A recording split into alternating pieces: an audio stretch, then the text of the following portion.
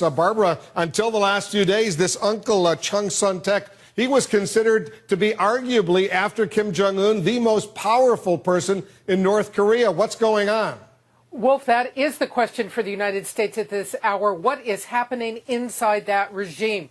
The uncle, according to the North Korean news agency, has now been executed. He was purged, stripped of all his posts just a few days ago. The alleged crime is what it always is in the North Korean regime: disloyalty to the regime. The question now, front and center, Kim Jong-un, the new young leader in North Korea, in power for only the last 2 years. What is he doing? This man that he has executed was a family member, married into the family, was a close confidant of his father's when he was in power, now apparently executed.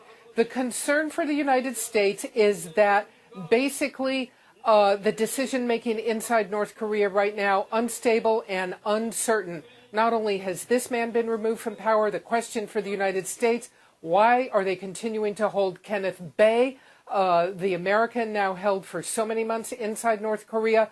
What are they up to with their missile program? They've just finished construction on new portions of a missile launch site. What are they up to with the nuclear program? They've restarted a reactor that could be capable of making nuclear fuel. All of these questions on the table for the CIA, the U.S. intelligence community. What we are seeing here with the execution of the uncle is just the latest uncertainty about what Kim Jong-un is up to inside of North Korea. And let's not lose perspective, Barbara. As you well know, there are nearly 30,000 U.S. troops along the demilitarized zone that separates North and South Korea. 1 million North Korean troops basically face-to-face with nearly 1 million South Korean troops. So the stakes for as far as the U.S. and its allies in the region right now, enormous as they always are. But is there any indication the U.S. military is taking any sort of precautionary steps right now on the Korean Peninsula, beefing up its presence, or anything along those lines, given